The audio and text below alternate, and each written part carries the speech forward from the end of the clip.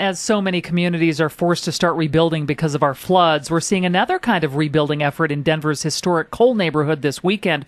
Let's get into it with Kathryn Arbour, the president and CEO of Rebuilding Together Metro Denver. Thanks for coming on, Kathryn. Thank you so much for having me today. Yeah, your big rebuilding day is tomorrow where you gather hundreds of volunteers. Tell us what you're all doing. We're doing the Cole Neighborhood Rebuild-a-thon. We focus on making homes safe and healthy. And we work primarily with older adults and veterans, people with disabilities, at-risk families who, because of life circumstances and low incomes, can't maintain their homes. And sadly, most of them have fallen into a state of disrepair.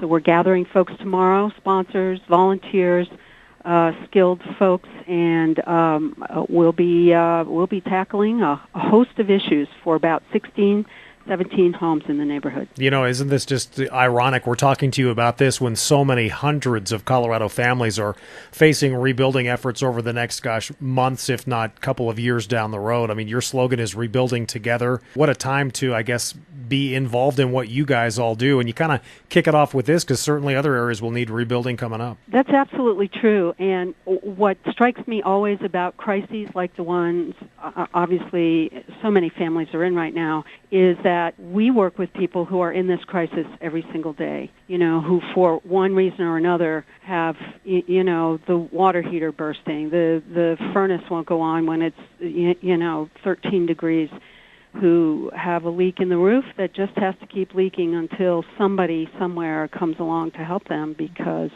their funds are all tied up either in medicine or in other basics that they need to work with. You mentioned a couple of the problems that you're probably going to encounter when you go into those homes tomorrow.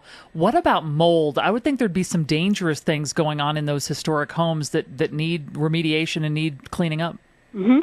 So we always do testing for things like lead and asbestos and certainly mold, although, living in this climate, it certainly is not anywhere near the levels of problematic level that my colleagues back east have. But we've run into some of that as we've been working all week on a lot of these homes because some of the work is far more intense than one day's work is going to solve. So we've actually had a whole week so far of working on a number of these properties. And we are running into issues like that. We have colleagues in the field who help us, who do some remediation for us at discount.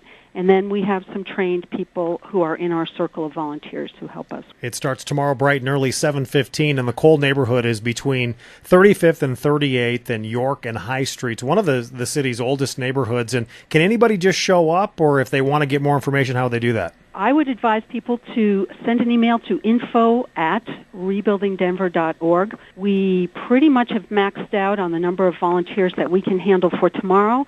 But believe me, we have lots of work ahead for the rest of this year. So I would love to hear from folks who would want to help us, in the coming months. The website is rebuildingdenver.org. Kathryn Arbour, thanks for the time this morning. Best of luck this weekend. Thank you so much.